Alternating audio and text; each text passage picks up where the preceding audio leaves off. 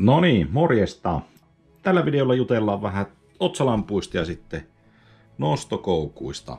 Minähän on käyttänyt näitä Armitekin lampuja nyt useamman vuoden ja täksi kaudeksi minä sain sitten Armitekiltä tämmösen Wizard C2 Pro Max Finland Limited Edition lampun. Minä lupasin tätä jollain videolla esitellä ja tehdään tämä esitelmä nyt tälle videolle. Eli kyseessä on niitten tämä lippulaivamalli C2 Pro Maxi, josta ne on tehnyt sitten tämmöisen todella tyylikkään Suomi-version.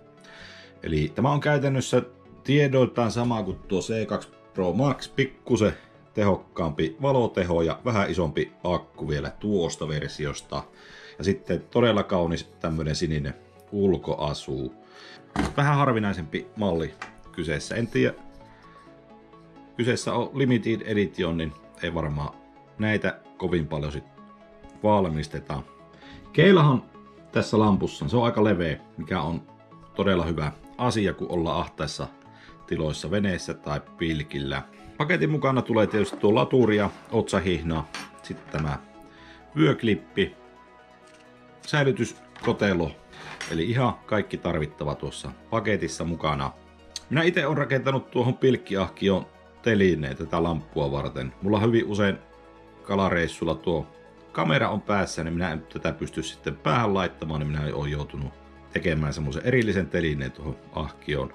Se on semmoinen pikakiinnike-systeemi, mikä mulla siinä ahkiossa on. Erittäin kätevä, minä saan sen nopeasti laitettua ahkio kiinni ja otettua pois. Tämä on erittäin hyvä lamppu, kun ladataan noita pimeässä hohtavia jikejä ja jikipäitä.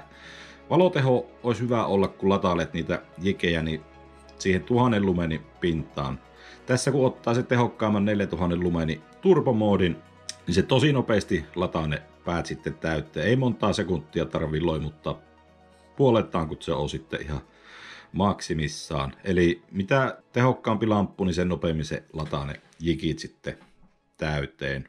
Mieluiten siihen 1000 lumenin pintaan olisi lampussa hyvä olla tehoja, kun lähdetään latailemaan niitä jikejä tai jikipäitä.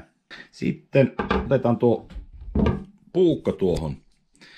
Näissähän lampuissa on tuo sisäänrakennettu magneetti tähän päähän. Eli kun sä lataat, niin se loksahtaa nätisti tuo laturi tuohon oikeaan paikkaan, jonka lisäksi tämä on kätevä sitten myös asettaa johonkin metallipinnalle. Se pysyy siinä, oli kyse sitten autosta tai mistä tahansa, niin sinä saat se pysymään nätisti paikallaan.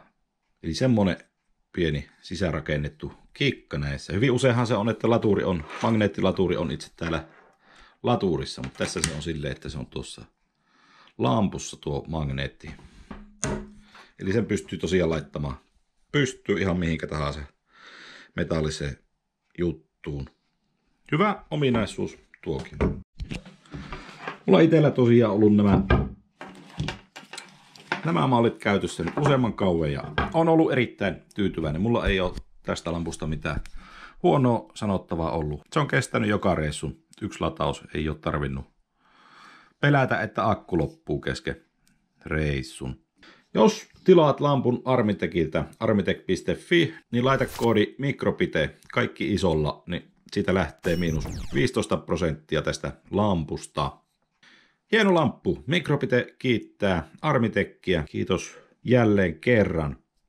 Tämä lamppu tulee mulle henkilökohtaisen käyttöön. Minä aikaisempaa pidän vielä tuossa ahkiossa, mutta tämä on sen verran tyylikäs ja hieno kampe, niin minä säästän tätä tämmöiseen kotiharrastuksiin.